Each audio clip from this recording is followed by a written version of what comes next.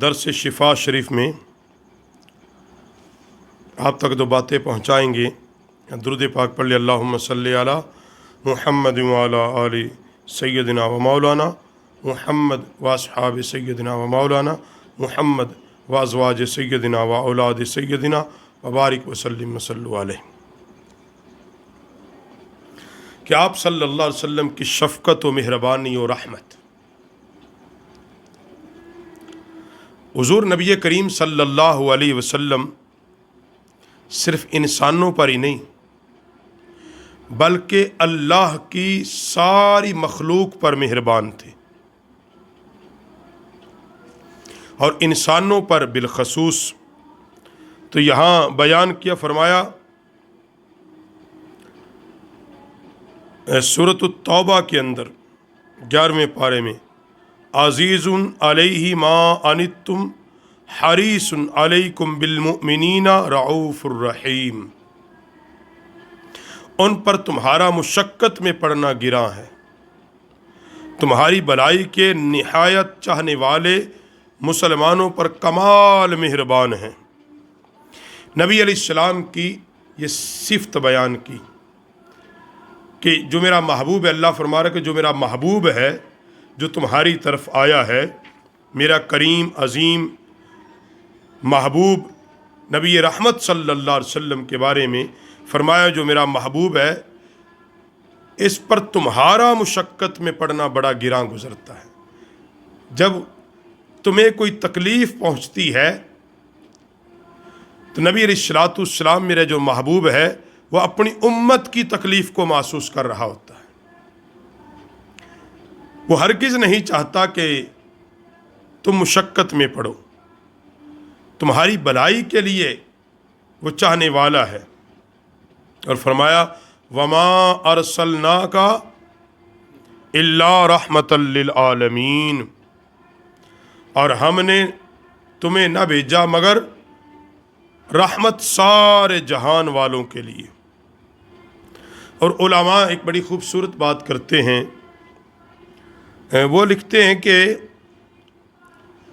اللہ رب العالمین کے جو صفاتی نام ہیں ان میں ایک نام ہے رعوف اور رحیم۔ یہ اللہ کے 99 صفاتی ناموں میں سے 2 نام ہیں، اور اللہ کو اپنے حبیب سے اس قدر پیار کہ اللہ نے اپنے یہ دونوں نام محبوب علیہ السلام کی صفات کے لیے استعمال کر دیے۔ جی یہی کہا نا، بالمؤمنین رعوف الرحیم،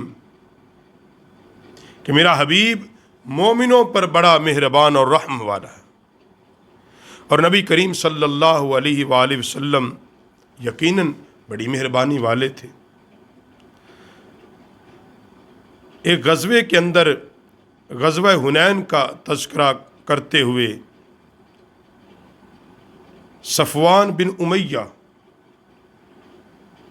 یہ پہلے مسلمان نہیں جب ہوا تھا، تو یہ بیان کرتے ہیں کہ ایک غزوہ حنین کے اندر میں نے نبی علیہ السلام سے کچھ مال طلب کیا، مانگا، تو نبی علیہ السلام نے مجھے 100 اونٹ عطا کر دیے۔ میں نے پھر مانگ لیا، نبی علیہ السلام نے پھر 100 اونٹ مجھے دے دیے۔ تو صفوان رضی اللہ تعالیٰ عنہ جب انہوں نے کلمہ پڑھ لیا، مسلمان ہو گئے، تو کہتے خدا کی قسم، حضور صلی اللہ علیہ وسلم نے جو کچھ مجھے عطا فرمایا بہت عطا کیا، حالانکہ حالت کفر میں نبی علیہ السلام سے شدید نفرت کرتا تھا، مگر نبی علیہ السلام نے جب مجھے اونٹ عطا کیے نا، اور میں نے اب کلمہ پڑھا ہے، فرمایا اب ساری کائنات سے بڑھ کر جس سے میں محبت کرتا ہوں وہ رسول اللہ کی ذات ہے۔ یہ صحابی کا عقیدہ، کس کا؟ تو اسی درجے میں حضرت قاضی ایاز ایک بات اور لکھتے ہیں کہ ایک دیہاتی حضور علیہ السلام کی بارگاہ میں آیا، اس نے کچھ آ کے مانگا، نبی علیہ السلام کی بارگاہ میں آیا اور آ کر اس نے کچھ مانگا، نبی علیہ السلام نے اس کو عطا فرما دیا۔ تو آقا علیہ السلام نے فرمایا میں نے تم پر احسان کیا ہے؟ وہ جھٹ سے بولا اور بڑے تلخ لہجے میں بولا کہ تم نے مجھ پر کچھ احسان نہیں کیا۔ اب صحابہ کا جم غفیر اور نبی علیہ السلام کی بارگاہ میں کوئی ایسے بولے، حضور تو اس کو پسند نہیں کرتے، تو لیکن حضور علیہ السلام تو خاموش رہے، لیکن صحابہ تو پسند نہیں نہ کرتے۔